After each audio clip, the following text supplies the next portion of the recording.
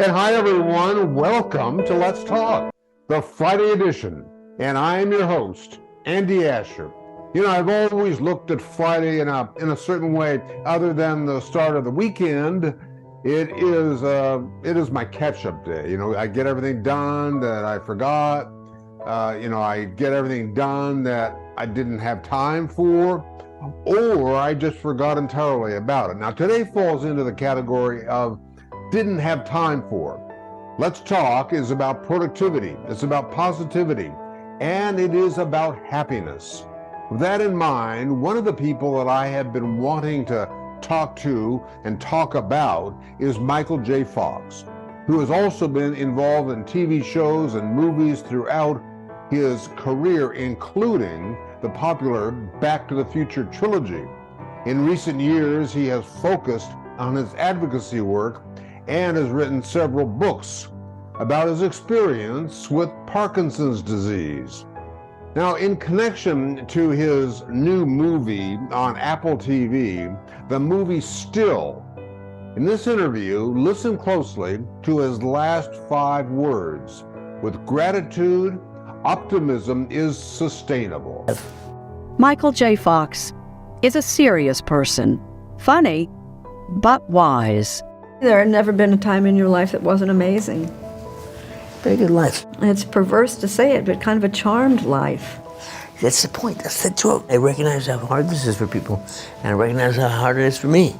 But I have a certain set of skills that allow me to deal with this stuff. And then I realized, with gratitude, optimism is sustainable.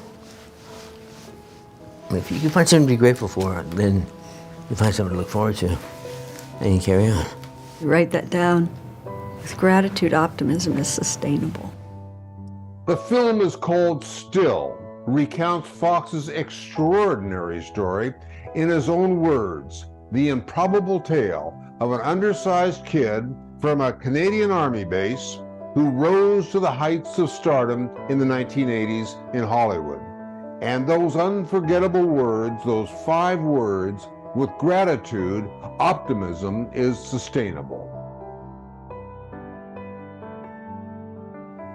I have always been drawn to people with an indomitable spirit, and one of them is Tai Yun Kim. At 76, her life has been a monumental struggle. It began in a traditional culture that tried to restrain her goals and put her into a role that she did not want. Through it all, great Grandmaster Tai Yun Kim demonstrated the power of her motto, "He can do, she can do, why not me?" Her optimism of life has not diminished at all. How would someone who isn't at your energy level and everything, how might they say, I could never be like her? You know what, Andy? I don't want anybody be like me, because I want everybody find their own individuality. So in other words, eagle should not try to become a dolphin, and dolphin should not try to become a tiger. You know, the rose should know that you are the rose, not the daisies. I guess what I'm trying to, that's what makes us so special. We are so unique individually. You know what I say? Look right here, thumb. That thumbprint, no one have this whole wide world, just only you the one have. So I really want to tell everyone, find that really who you are. When you're flying the plane, when they ask emergency, put the mask on yourself first, then help your children and others. I feel the same way. That's good advice. You don't, in other words, they don't have to show all of the energy. They can be whoever they are. That is what I think you're saying. Yeah, I guess what I'm trying to say, the also uniqueness make us so special about who we are. And I say life is start. I feel like now I'm 20 because I started when I was 50. That's what I say. You know, stop saying I'm old.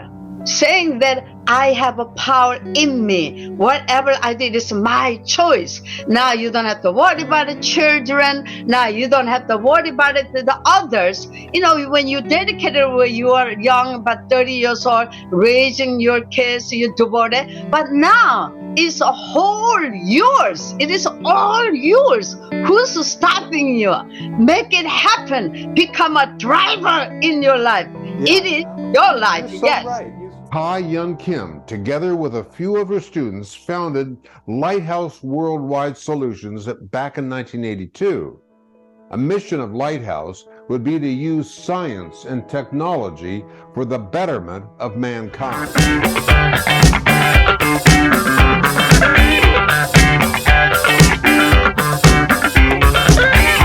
Finally, on this Friday, it's our newsstand segment, a fun, irreverent look at what's on your local supermarket newsstand. With the popularity of Yellowstone, Kevin Costner is also in the limelight about something that he wishes weren't. From why his wife filed for divorce to the affair rumors, this is why Kevin Costner is really getting divorced. People were shocked when the news broke that Kevin Costner and his wife of 18 years, Christine, were divorcing. Now we're learning a bit more about why Christine filed for divorce, and why this didn't just shock us, but also shocked Costner. That's Newsstand for Friday. We'll see you again Monday for another issue of Newsstand.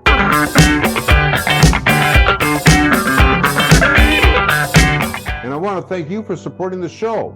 If you like or you learn something new, I want to tell you 3 ways that you can support the show and keep Let's Talk going.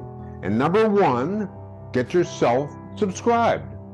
Every week I am bringing inspirational guests who can teach or have something interesting to share. That's 3 days a week. So take a moment to hit that subscribe button. And then number 2, this is really the ultimate way to support Let's Talk, and it really just takes less than a minute. You can write something just short and sweet, like, you know, I love the show. It has changed your life, or something you learned from it. And I am not exaggerating at all that I read reviews every day, and every single one, whether short or long, it means everything to me. And the more reviews means the higher we rank on all those algorithms, which means bigger guests. So take a minute to leave a review. And 3, share the shows with your friend. Just, hit that share button. That's all you have to do. We live stream Monday, Wednesday, and on Friday. And I am eternally grateful. And I thank you so much for supporting Let's Talk about productivity, positivity, and happiness.